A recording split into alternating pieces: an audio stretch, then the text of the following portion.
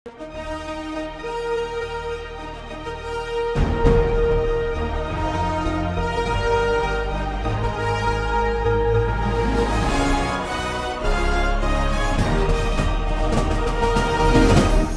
பார்த்து கொண்டிருப்பது உங்கள் ஜாஷ்வா டிவி. சகல ஜனங்களுக்கும் நற்செய்தி.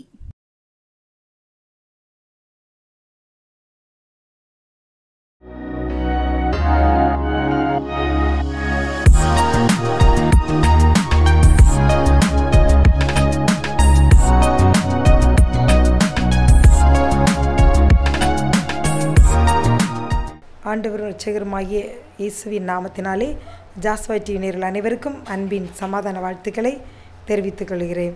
மற்றும் ஒரு நற்செய்தி நேரம் நிகழ்ச்சி வழியாக உங்களை சந்திப்பதில் பெருமகிழ்ச்சி அடைகிறேன். தேவன் இந்த 9 மாதம் நம்மை பாதுகாத்து தாங்கி ஏந்தி சுமந்து பல்வேறு ஆபத்துகளுக்கு நம்மை விலக்கி காப்பாற்றி 10வது மாதத்திலும் தேவன் கொண்டு வந்து விட்டிருக்கிறாரே, அந்த மகா பெரிய தயவுக்கு ஆண்டவருக்கு நன்றி செலுத்துவோம். நாம் ஒருவர் காணவும் ஆண்டவருடைய வார்த்தைகளை பகிர்ந்து கொள்ளும்படியாக கர்த்தர் கொடுத்த நல்ல தருணங்களுக்காக ஆண்டவருக்கு நன்றி செலுத்துகிறேன். அப்படி ஆண்டவர் நம்மோடு பேசும்படியாக கண்களை மூடி ஜெபிப்போமா. அப்பா பிதாவே, உம்மை துதிக்கிறோம் ஆண்டவரே, சோத்தரிக்கிறோம்ப்பா. நீங்கள் நல்லவரப்பா, நன்மை செய்கிறவரப்பா. இன்றைக்கும் நன்மை செய்யும்படியாக, நல்ல செய்தியை சொல்லும்படியாக, ஜனங்களின் இருதயங்களை ஆற்றும்படியாக, தேற்றும்படியாக நீர் கடந்து வந்திருக்கிறீரப்பா. நீரே பேசும் பெரிய காரியங்களை ஒவ்வொருவருக்கும் நீர் நட்டப்பியும் ஆண்டவரே. எந்தெந்த ஆபத்துக்கள் ஆண்டவரே இவர்களை சூழ்ந்து நெருக்கி இருக்கிறதோ அத்தனையிலிருந்து விடுவித்து விசாலத்தில் வைத்தருளும் ராஜா. கர்த்தருடைய நன்மை செய்யும் கரம் ஒவ்வொரு வீடுகளும் இறங்கி நன்மை செய்யட்டும் ஆண்டவரே. இடிந்து போய் கிடக்கிற குடும்ப வாழ்க்கைகள்லாம் ஆண்டவரே அது கட்டப்படட்டும் ஆண்டவரே. பெரிய நன்மையை நீர் செய்யும் ஆண்டவரே. நீர் பேசும். இயேசுவின் மூலம் ஜெபிக்கிறோம் நல்ல பிதாவே, ஆமேன் ஆமேன். இந்த நாளிலும் தியானத்துக்கு ஆதாரமாக எடுத்துக்கொண்ட வசனம் சங்கீதம் 91 வசனம் 14. அவன் 14 மற்றும் 15 பின்பகுதி. அவன் என்னிடத்தில் வாஞ்சியாக இருக்கிறபடியால் அவனை விடுவிப்பேன். ஆண்டவர் இங்கு சொல்லுகிறார், நாம் எல்லாரும் ஆண்டவரிடத்தில் வாஞ்சியாக இருக்கிறபடியால் ஆண்டவர் சொல்கிறார், நான் உங்களை என்ன செய்வேன், விடுவிப்பேன். விடுவிக்கிறது மாத்திரமல்ல, ஆண்டவர் என்ன சொல்லுகிறார், நாமத்தை அவன் அறிந்திருக்கிறபடியால் அவனை உயர்ந்த அடைக்கலத்திலே வைப்பேன். நாமத்தை அவர் இயேசு எங்கள் நாமத்தை நீங்கள் அறிஞ்சிருக்கிறதுனால உங்களை உயர்ந்த அடைக்கலத்தில் நான் வைப்பேன் அப்படின்னு சொல்லி ஆண்டவர் சொல்லுகிறார். அடுத்தது மாத்திரமல்ல, பல்வேறு சூழ்நிலைகள், இக்கட்டான சூழ்நிலைகள், கஷ்டங்கள், பாடுகள், நெருக்கங்களில் நீங்கள் ஆண்டவரை நோக்கி கூப்பிடும்போது அவர் என்ன செய்கிறாரா, அவன் என்னை நோக்கி கூப்பிடுவான், நான் அவனுக்கு மறு உத்தரவு அருளி செய்வேன். ஆண்டவர் இங்கே கூப்பிடுகிற வேலையெல்லாம் உங்களுக்கு என்ன செய்வாராம், மறு உத்தரவு பதில் கொடுப்பாராம். ஆண்டவர் நம்முடைய தேவன் ஜீவனுள்ள தேவன், அவர் பேசும் தெய்வம், நமக்காக ரத்தம் சிந்தி சிலுவையில் எல்லா ஆசீர்வாதங்களையும் சம்பாதித்து வைத்த தேவன். நீங்கள் கண்ணீர் விட்டு கதறி பாடுகள், பிரச்சனைகள், நெருக்கங்கள், ஆபத்தில் அவரை நோக்கி கூப்பிடும்போது அவர் என்ன செய்வாரா, உங்களுக்கு மறு உத்தரவு அருளி செய்வாரா. இப்பொழுது உங்களுடைய பிள்ளைகளோ, உங்கள் பெற்றோரோ, நீங்கள் அதிகமாக நெருங்கி பழகிற நண்பர்களோ, நீங்கள் ஒரு கஷ்டங்களை அவர்களிடம் பகிர்ந்து கொள்ளும் பொழுது அவர்கள் அதை கண்டும் காணாதவர்கள் போல, அதற்கு பதில் சொல்லாதவர்கள் போல, சில வேளைகளில் அவர்கள் உண்மையாகவே அவர்கள் உதவி செய்ய முடிந்தும் அநேகர் பதில் சொல்லாதவர்களாக இருப்பார்கள். சிலர் பார்த்தோம்னா நமக்கு எதற்கு வம்பு, ஏதாவது சொல்லி நாம் மாட்டிக்கொள்ள வேண்டும் என்று சொல்லி பதில் சொல்லாதவர்களாக கடந்து போவார்கள். ஆனால் உங்களை படைத்த தேவன், அவர் ஜீவனுள்ள தேவன், அவர் உங்கள் தகப்பன், உங்கள் தாய், அவர் உங்கள் மூத்த சகோதரன். அவர் என்ன சொல்கிறார், நான் உனக்கு மறு உத்தரவு அருளி செய்வேன், நான் கட்டாயம் உனக்கு பதில் கொடுப்பேன் அப்படின்னு ஆண்டவர் சொல்கிறார். அது மாத்திரமல்ல, ஆபத்தில் நானே அவனோடு இருந்து, ஆபத்து காலத்தில் ஆண்டவர் என்ன செய்வாரா, உங்க கூடவே நான் இருப்பேங்காரு. ஆபத்து நேரும்போது நீங்கள் நம்ம நினைப்போம், அன்னைக்கு ஆண்டவர் என் கூட இல்லையோ, அதனால தான் எனக்கு இவ்வளவு வியாதியா, இவ்வளவு பாடுகளா, இவ்வளவு பிரச்சனைகள், இந்த சூழ்நிலையில் ஆண்டவர் என் கூடவே இல்லை, என்னை கைவிட்டு விட்டார் அப்படின்னு சொல்லி நீங்கள் நினைக்கலாம். அதில் ஆண்டவர் சொல்கிற ஆபத்து, அந்த ஆபத்துலேயும் உங்கள் கூட இருக்கிற ஒரு நல்ல தகப்பன் அவர் தான் யார், இயேசு. அவர் சொல்லுகிறார், நான் அவனோடு இருந்து அவனை தப்புவித்து, அவன் என்ன, நீங்கள் உங்களை எந்த ஆபத்தில் நீங்கள் இருக்கீங்களோ அதிலிருந்து ஆண்டவர் என்ன செய்வாரா, உங்களை தப்பு வைக்கிறது மாத்திரமல்ல, நம்ம தகப்பன் தப்பு வித்துட்டு அப்படியே கடந்து செல்ல மாட்டார். அவர் என்ன செய்வாரா, உங்களை கனப்படுத்துவேன், அவனை கனப்படுத்துவேன் என்று சொல்கிறார். இன்று இதில் நாம் 3 காரியங்களை பார்க்க போகிறோம். சங்கீதம் 91 வசனம் 15 பின்பகுதி. ஆபத்தில் நானே அவனோடு இருந்து முதலாவது ஆபத்து காலத்தில் நான் கூடவே இருப்பேன். மாத்திரமல்ல அந்த ஆபத்திலிருந்து நான் என்ன செய்வேன்னா தப்புவிப்பேன் அப்படின்னு ஆண்டவர் சொல்கிறார். அது மாத்திரமல்ல, தப்புவித்து அப்படியே விட்டு விடலை, கனப்படுத்துவேன். அப்படி 3 காரியங்கள் அங்கு போடப்பட்டுள்ளது. இந்த 3 காரியங்களை குறித்து கூட இன்றைக்கு நாம் சிந்திக்க இருக்கிறோம். உங்கள் வாழ்க்கையில் கூட நீங்கள் ஆபத்தான சூழ்நிலையில் வியாதியோ, வறுமையோ, கடன் பிரச்சனையோ, படிப்பில் தோல்வி, வேலை இல்லை, அப்படி ஏதோ ஒரு ஆபத்தில் நீங்கள் இருக்கலாம். ஆண்டவர் சொல்ல கூடவே இருந்து அந்த ஆபத்திலிருந்து உங்களை தப்புவித்து அதற்கு பின்னதாக ஒரு பெரிய கனத்தை நான் உனக்கு ஆயத்தம் பண்ணி வச்சுருக்கேன், உன்னை கனப்படுத்துவேன் என்று சொல்லுகிறார். வேதத்தில் கூட இப்படி தான் பிரியமானவர்களே, அருமையான நம்முடைய பரிசுத்தவான்கள் அவங்க எப்படிலாம் அவங்களுக்கு ஆபத்து வந்தது, ஆண்டவர் அதில் அவங்க கூட எப்படி இருந்தார், அவங்களை தப்புவித்து அவங்களை எப்படி கனப்படுத்தினார் கூட சில தேவதாசர்களை பற்றி கூட நாம் வேதத்தில் இருந்து நாம் பார்க்க இருக்கிறோம். தானியேல் இது 4ஆம் அதிகாரத்தை நாம் எடுத்துக்கொண்டோமானால் அங்கு தானியேல் என்கிற ஒரு வாலிபன், அவன் இஸ்ரவேல் தேசத்திலிருந்து பாபிலோனுக்கு அடிமையாக கொண்டு போகப்பட்டவன். அங்கு பாபிலோன் ராஜ்யத்தில் அவனோட உயர்ந்த பதவியில் இருக்கிற வேளையிலே அவன் உடன் இருப்பவர்கள் பொறாமை நிமித்தம் அவனுக்கு ஒரு ஆபத்தை என்ன செய்கிறார்கள், அங்கு கொண்டு வருகிறார்கள். அது என்ன என்று நாம் பார்த்தோமானால் தானியேல் 6:4 அப்பொழுது பிரதானிகளும் தேசாதிபதிகளும் ராஜ்யத்தின் விசாரிப்பிலே தானியேலை குற்றப்படுத்தும்படி முகாந்திரம் தேடினார்கள். ஆனாலும் ஒரு முகாந்திரத்தையும் குற்றத்தையும் கண்டுபிடிக்க அவர்களால் கூடாதிருந்தது. அவன் கூட இருந்தவங்க என்ன செய்கிறாங்க, அவன் மேலே குற்றம் கண்டுபிடிக்கும்படி காரியத்தை தேடுகிறாங்க. ஆனால் அது ஒரு காரியத்தையும் என்ன செய்யலை, கண்டுபிடிக்க முடியலை. உடனே அந்த மனுஷர் அந்த வசனம் 5 சொல்கிறது, அவனுடைய தேவனுடைய விஷயத்திலே குற்றப்படுத்தும் முகாந்திரத்தை கண்டுபிடித்தால் ஒழிய வேறொன்றிலும் குற்றப்படுத்தும் முகாந்திரத்தை கண்டுபிடிக்க கூடாது அப்படின்னு என்ன செய்கிறா இங்கே சொல்கிறாங்க. அவங்க கூட இருந்த மனுஷங்க சொல்கிறாங்க, அவன் மேலே ஒரு குற்றத்தை நம்ம கண்டுபிடிக்க முடியல வேலை பார்க்கும் விஷயத்தில். ஆனால் அவன் வணங்குகிற தெய்வத்து விஷயத்தில் நம்ம ஒரு குற்றத்தை என்ன செய்யலாம், எப்படியாவது கண்டுபிடிக்கலான்னு சொல்லி அவங்களே அந்த மனுஷர்களாம் கூடி ஒரு ஆலோசனை பண்ணி அவங்க ராஜா கிட்ட போய் ஒரு கட்டளையை கொடுக்காங்க, ஒரு காரியத்தை கொடுக்காங்க. அது என்ன அப்படின்னா, இந்த 30 நாள் வரைக்கும் வசனம் அங்கே 7 சொல்லுது, எவனாகிலும் 30 நாள் வரை ராஜாவாகி உம்மை தவிர எந்த தேவனை ஆனாலும் மனுஷனை ஆனாலும் நோக்கி யாதொரு காரியத்தை குறித்து விண்ணப்பம் பண்ணினால் அவன் சிங்கங்களின் கெவியிலே போடப்பட ராஜா கட்டளை பிறப்பிப்பா அப்படின்னு சொல்லி பிறப்பிக்கணும்னு சொல்லி அங்கே ஒரு அக்ரிமெண்ட்லாம் போட்டு ராஜா கையில் கொடுத்தாச்சு. அப்படியே ராஜா அதுக்கு என்ன செஞ்சிட்டாரு, கையெழுத்து வச்சுட்டாரு. இப்போது இங்கே தானியேலுக்கு ஆபத்து அவன் கூட இருக்கிறவர்களால் என்ன செய்கிறது வருது. பொல்லாத மனுஷர்கள், உடன் வேலை பார்க்கிறவர்கள், பொல்லாத மனுஷர்களால் அந்த அமைச்சரவையில் அவன் கூட இருக்கிற அந்த மனுஷர்களை உயர்வை பொறுக்க முடியாதபடி இவன் எப்படி ஒரு அந்நிய தேசத்திலிருந்து வந்தவன் இந்த இடத்துல ஒரு உயர்ந்த பதவியில் இருக்கிறானே, இவனை எப்படியாயிலும் குற்றம் கண்டுபிடித்து இவனை ஒழித்து விட வேண்டும் என்று சொல்லி அவர்கள் நிமித்தமாக அங்கு தானியேலுக்கு ஒரு ஆபத்து என்ன செய்கிறது வருகிறது. ராஜாவினால் கட்டளையும் வருகிறது, 30 நாள் அளவுக்கும் ராஜாவை தவிர யாரையும் நமஸ்கரிக்க கூடாது, சேவிக்க கூடாது, ஆராதனை செய்யக்கூடாது என்ற ஒரு கட்டளை பிறப்பிக்கப்படுகிறது. அதையெல்லாம் தெரிந்த தானியேல் என்ன செய்கிறான், அங்கு வசனம் 10 தானியேல் 6:10 தானியேலோ வென்றால் பத்திரத்துக்கு கையெழுத்து வைக்கப்பட்டதென்று அறிந்த போதிலும் தன் வீட்டுக்குள்ளே போய் தன் மேல் அறையிலே எருசலேமுக்கு நேராக பலகணிகள் திறந்திருக்க அங்கே தான் முன் செய்து வந்தபடியே தினம் 3 வேளையும் தன் தேவனுக்கு முன்பாக முழங்கால் படியிட்டு ஜெபம் பண்ணி சோத்திரம் செலுத்துகிறான். ஆனால் தானியேலுக்கு ஆபத்து, அங்கே மனுஷர்களால் பொறாமை நிறைந்த மனுஷர்களால் ஆபத்து வருகிறது. அவனை குற்றம் கண்டுபிடிச்சு எப்படியாயிலும் அவனை அந்த வேலையிலிருந்து அழித்து விட, அந்த இடத்தை விட்டு அவனை தள்ளிவிட வேண்டும் என்று அவர்கள் குற்றம் கண்டுபிடிக்கும்படியாக அவர்கள் என்ன செய்கிறாங்க, ஒரு சட்டத்தை அங்கே பிறப்பிக்கிறார்கள். ஆனாலும் எல்லாம் தெரிந்தாலும் தானியேல் என்ன செய்கிறான், வழக்கமாக செய்கிற ஜெபத்தின்படியே என்ன செய்கிறான், ஆண்டவரை நோக்கி 3 வேளையும் என்ன செய்கிறான், ஜெபம் பண்ணி சோத்திரம் பண்ணிக்கிட்டே இருக்கான். இது ராஜாவின் காதுக்கு அப்படி கொண்டு செல்கிறார்கள்.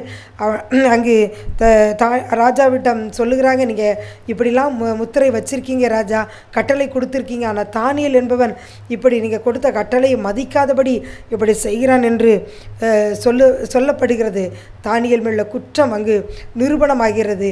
அப்புறம் தானியேல் என்ன செய்கிறார், ராஜாவுக்கு மனசு இல்லை, ஆனாலும் அவர்தான் அந்த பத்திரத்தில் கையெழுத்து வைத்ததுனால அவனை தூக்கி சிங்கக்கவியில் என்ன செய்கிறாங்க, போடுறாங்க. அங்கே பார்த்தோமானால் அப்பொழுது ராஜா 16வது வசனம், அப்பொழுது ராஜா கட்டளையிட அவர்கள் தானியேலை கொண்டு வந்து அவனை சிங்கங்களின் கெபியிலே போட்டார்கள். ராஜா தானியேலை நோக்கி, நீ இடைவிடாமல் ஆராதிக்கிற உன் தேவன் உன்னை தப்புவிப்பார் என்றார். அங்கே சிங்க வாயில் போட்டோடனே ராஜா சொல்கிறாரு தானியேலை பார்த்து, தானியேலுக்கு ஒரு ஆபத்து உடன் இருக்கிறவர்களால் வந்திருக்கு, அவரை சிங்கன் வாயில் போட்டாச்சு கெபியில். அப்போ அங்கே ராஜா சொல்கிறாரு, இடைவிடாமல் ஆராதிக்கிற தேவன் உன்னை தப்புவிப்பார் என்று சொல்லுகிறார்.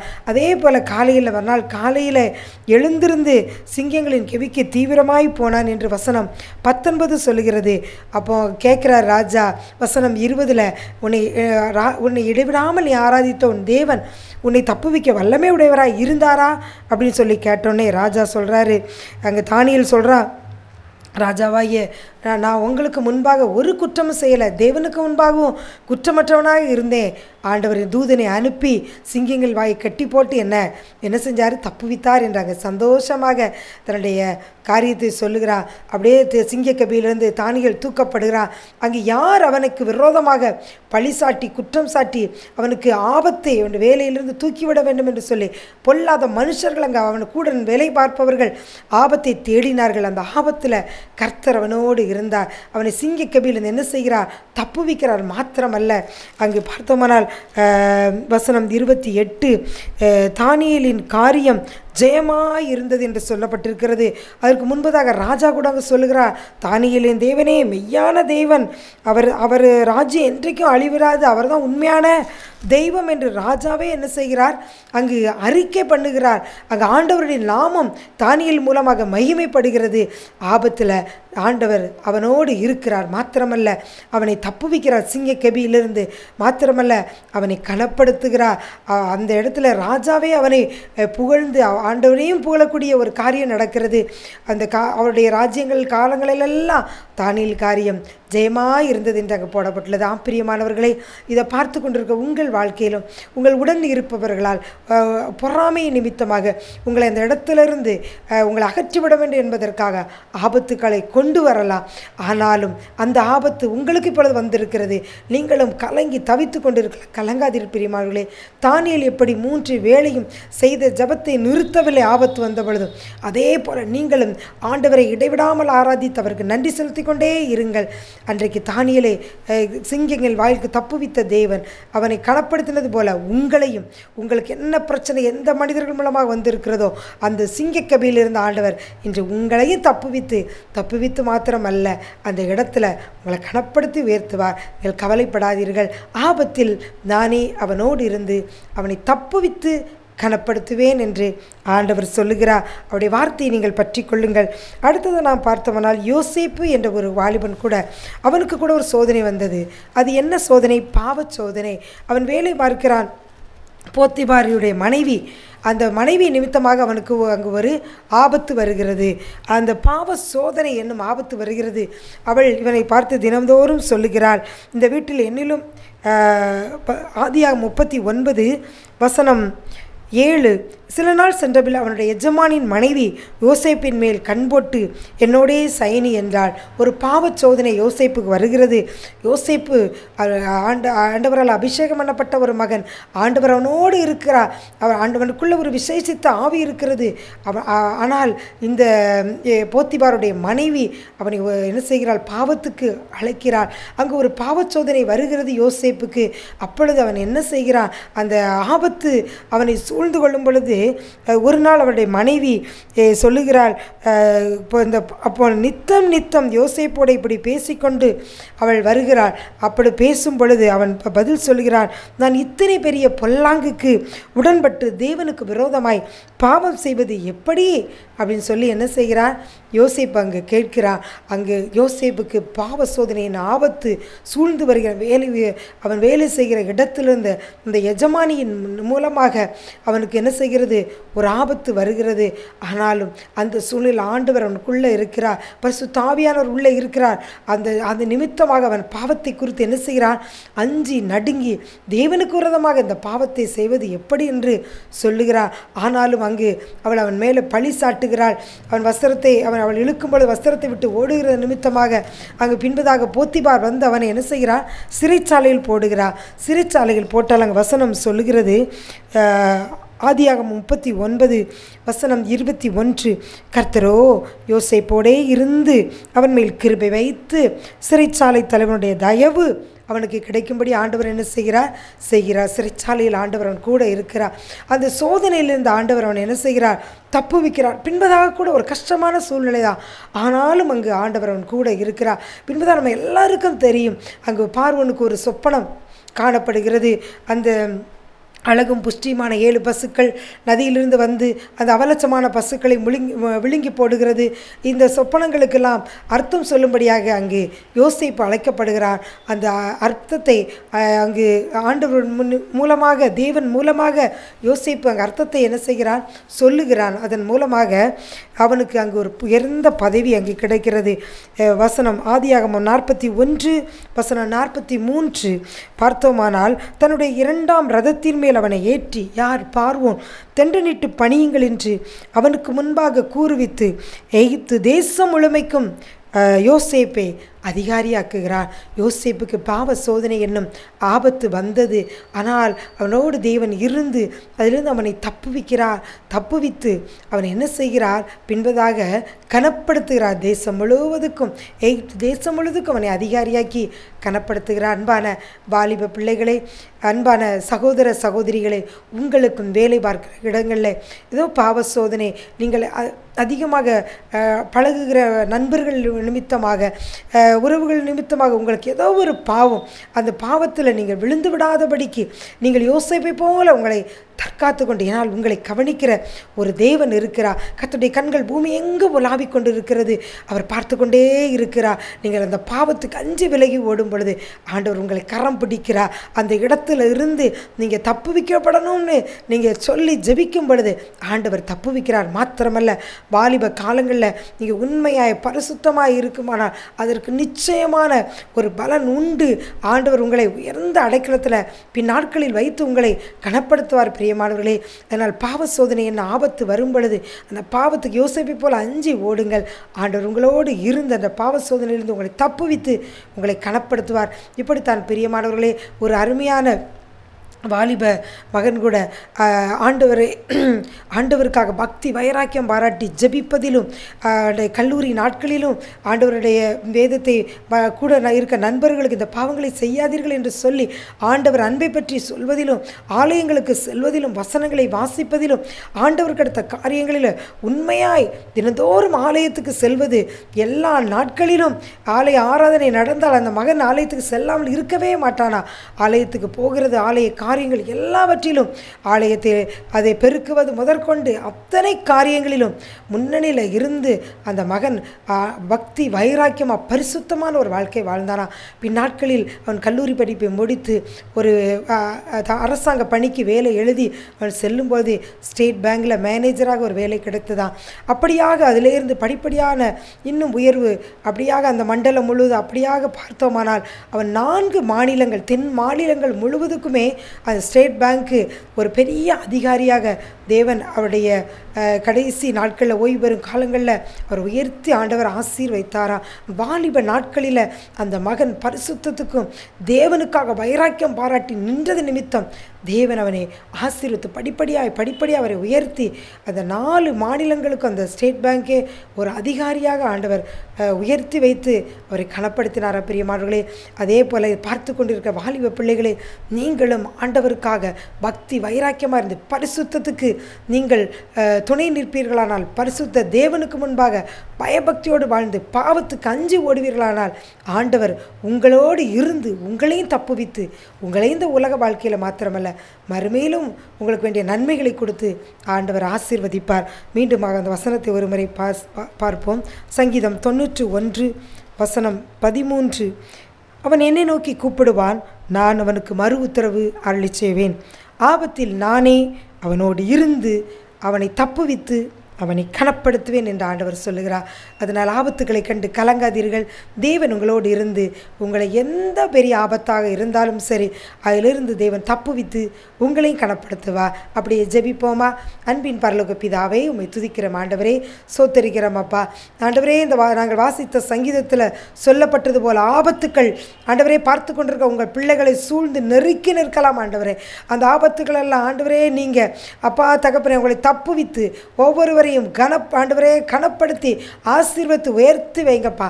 யாரெல்லாம் பாவத்துக்கு அஞ்சி ஓடி விலகி கொண்டு இருக்கிறார்களப்பா, அந்த பிள்ளைகளெல்லாம் மற்றவர்களுக்கு முன்பாக உயர்த்தி வைங்க ராஜா.